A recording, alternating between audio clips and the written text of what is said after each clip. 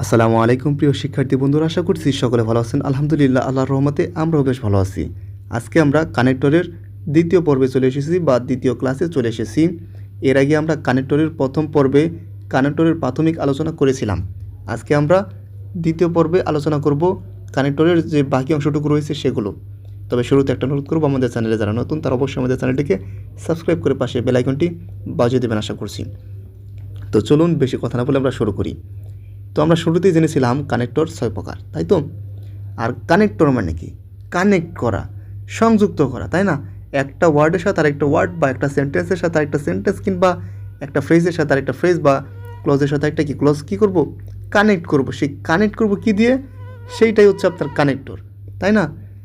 তো আজকে আমরা 6 নম্বর কানেক্টর যে প্রকারভেদ আছে, 6 নম্বর প্রকারভেদ সেটা আমরা শিখব। টাইম কানেক্টর, সময় বোঝাতে কী কী হয়?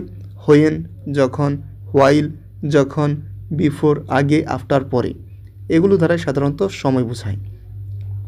তো এক্সাম্পল হিসেবে সময়ের ক্ষেত্রে আমরা কী কী বসাতে পারি সেটা আমরা একটু দেখি বাক্যগুলোতে।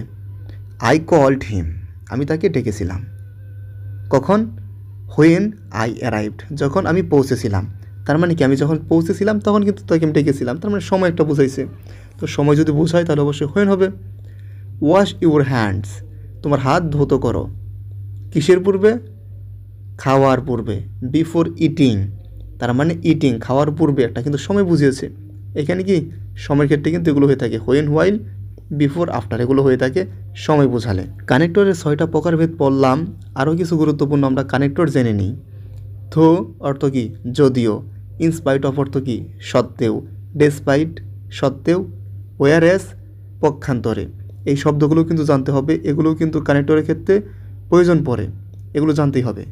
এরপর যদি আমরা দেখি যে অলদো, থো, ইভেন দো, এগুলো শব্দের অর্থ কী? এই 3টা শব্দের অর্থ একই।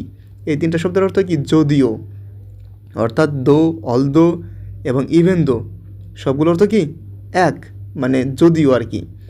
তো এক্সাম্পল হিসেবে যদি দেখি, although he is poor he is happy, সে দরিদ্র থাকলে কি? সে খুশি। তার মানে কি, আমরা আগে পড়েছি বিপরীত বোঝাবে অলদো ধারা। আবার পরের বাক্যতে কি বলা হয়েছে? দো টায়ার্ড, যদিও কি ক্লান্ত, সি কন্টিনিউড ওয়ার্কিং, সে কী করতেছিল? কাজ চালিয়ে যাচ্ছিল আর কি, সেটা বোঝানো হয়েছে। তো এই দো বা অলদো দ্বারা কী বোঝানো হয়? যদিও বোঝানো হয়। এরপর যদি আমরা দেখি বিকজ এবং বিকজ অফ, এই দুইটার মধ্যে পার্থক্য। আপনারা হয়তো বা প্রথমেই যখন পড়িয়েছিলাম তখন প্রথম পর্বে হয়তো আপনাদের মনে এই প্রশ্ন এসেছিল যে বিকজ কোথায় হয় এবং বিকজ অফ কোথায় হয়। তো আমরা জেনে নিই। বিকজ হয় ক্লজের আগে, আর আপনার হচ্ছে বিকজ অফ যেটা হয় সেটা হচ্ছে নাউন বা প্রোনাউনের ক্ষেত্রে। কীরকমভাবে আমরা যদি একটা উদাহরণ দেখি তাহলে আমরা বুঝতে পারবো। আর ক্লজ যারা বুঝেন না তাদেরকে বুঝে দেই, যে বাক্যে একটা সাবজেক্ট এবং একটা ফাইনাইট ভার্ব থাকবে সেটাকে কী বলা হবে? ক্লোজ বলা হবে। আপনারা যারা আমাদের ক্লোজ এবং ফ্রেজ এগুলো ক্লাস দেখেননি তারা দেখে নেবেন আশা করছি। এক্সাম্পলে আমরা চলে যাই।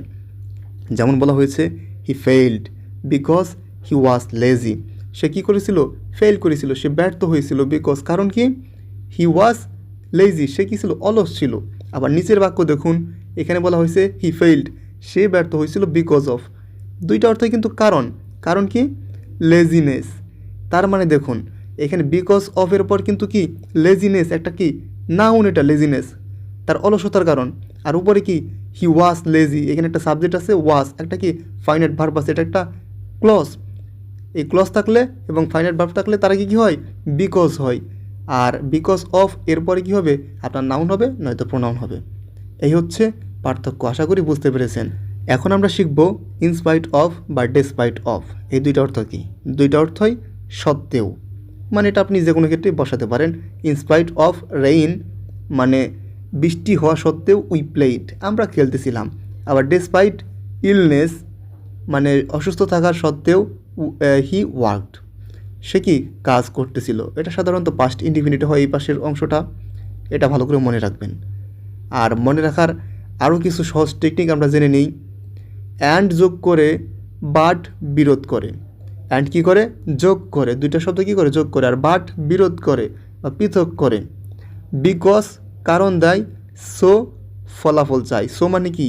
তাই, মানে হচ্ছে একটা ফলাফল চাবে আপনার, আর ইফ দ্বারা শর্ত বোঝাবে। আশা করি বুঝতে পেরেছেন। এটা আসলে মানে মনে রাখার কি সহজ টেকনিক। যদিও আপনারা এই শব্দগুলো পড়ে এসেছেন, তো আপনাদের কী করতে হবে, প্র্যাকটিস করতে হবে।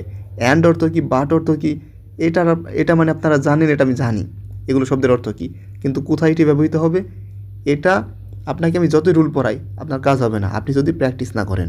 আসুন আমরা চলে আসি এবার কিছু প্র্যাকটিসে, কানেক্টরের প্র্যাকটিসে।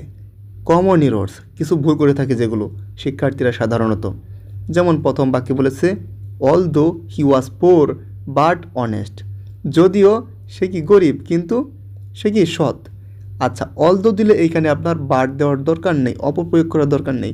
অলদো মানে তো হচ্ছে যদিও, যদিও সে কি গরিব, হি ওয়াজ অনেস্ট, সে কী ছিল, সৎ ছিল। এখানে বাট দিবেন না, এখানে কমা হয় সাধারণত।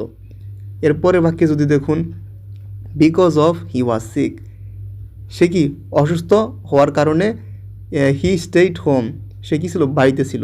এখানে কোথায় বলুন তো, আমরা কিন্তু পড়েছি বিকজ, এরপর কি হয়, একটা ক্লোজ হয়, আর ক্লোজে কি থাকে, একটা সাবজেক্ট এবং একটা finite verb. He was sick, তার মানে কী হবে, এখানে বিকজ হবে, বিকজ অফ হবে না। সে কি অসুস্থ থাকার কারণে হি স্টেইড হোম, সে বাড়িতে ছিল। আমরা আরও কিছু প্র্যাকটিস করি, যেমন হি ইজ ওয়েক, সে কি দুর্বল, ড্যাশ অনেস্ট। আচ্ছা দেখুন, ওয়েক দুর্বল, কিন্তু আবার কি অনেস্ট মানে হচ্ছে আপনার সৎ, দুইটা কি বিপরীত না, আর বিপরীত বোঝালে সাধারণত কি হয়, বাট হতে পারে আপনার। সে দুর্বল কিন্তু কি সৎ। আবার পরে বাক্য যদি আমরা দেখি ড্যাশ ইউ ওয়ার্ক হার্ড, তুমি কি যদি কঠোর পরিশ্রম করো, ইউ উইল ফেইল্ড, তুমি কি করবা, তুমি হচ্ছে ফেইল করবে। আচ্ছা, তাহলে এখানে কি হতে পারে, আনলেস হতে পারে না, আনলেস অর্থ কি যদি না, যদি না তুমি কি কঠোর পরিশ্রম করো তুমি ব্যর্থ হবে, তো আনলেস হবে। শি পাস্ট, সে কি উত্তীর্ণ হবে বা উত্তীর্ণ হবে, কারণ কি শি স্টাডিড হার্ড, সে কী করেছিল, কঠোর পরিশ্রম করেছিল, তার মানে কারণ বোঝাচ্ছে, অবশ্যই বিকজ হবে। আবার যদি দেখি ইট ওয়াজ রেইনিং, এখন কি বৃষ্টি হচ্ছিল আর কি, হইতেছিল। আর এই পাশে কী হচ্ছিল, উই স্টেইড হোম, আর আমরা বাড়িতে ছিলাম। তো বৃষ্টি হচ্ছিল তাই আমরা বাড়িতে ছিলাম, ফলাফল বোঝাচ্ছে, তাহলে কি সো, তাই আমরা বাড়িতে ছিলাম, সো হবে এখানে। এরপরের বাক্য যদি দেখি হি ইজ রিচ, সে ছিল কি, সে ধনী। হি ইজ আনহ্যাপি, সে কি অসুখী, তার মানে এটা কিন্তু বিপরীত বোঝাচ্ছে, মানে ধনী কিন্তু কি সে কি অসুখী, তার মানে অলদো, যদিও হি ইজ রিচ, সে কী ছিল, ধনী ছিল কিন্তু সে আনহ্যাপি ছিল, সে অসুখী ছিল। এই হচ্ছে কানেক্টর নিয়ে সংক্ষিপ্ত আলোচনা। এর বাইরেও আপনাদের দুই একটা আসতে পারে, তবে এই সব শব্দধারায় সাধারণত আপনাদের বেশি আসে, শূন্যস্থানে আপনাদের এই সব শব্দগুলোই বেশি বসাতে হবে। এর বাইরেও যেমন আপনাদের ফার্স্ট সেকেন্ড থার্ড এগুলো মাঝে মাঝে কিন্তু এসে থাকে, যদিও সেগুলোকে অনেকেই কানেক্টরের মানে অন্তর্ভুক্ত করেনি, আবার অনেকেই অন্তর্ভুক্ত করেছে। তো যাই হোক, এই ছিল আজকের আমাদের ক্লাস। তারপরে যদি আপনাদের মানে সর্বোচ্চ বোঝানোর চেষ্টা করেছি, তারপরে যদি আপনাদের বুঝতে সমস্যা হয়ে থাকে অবশ্যই আমাদের কমেন্ট করবেন, কমেন্ট বক্সে আমরা উত্তর দেওয়ার চেষ্টা করব। সকলে ভালো থাকবেন, সুস্থ থাকবেন, আর আমাদের চ্যানেলটি সাবস্ক্রাইব করবেন। সকলকে ধন্যবাদ। আসসালামু আলাইকুম।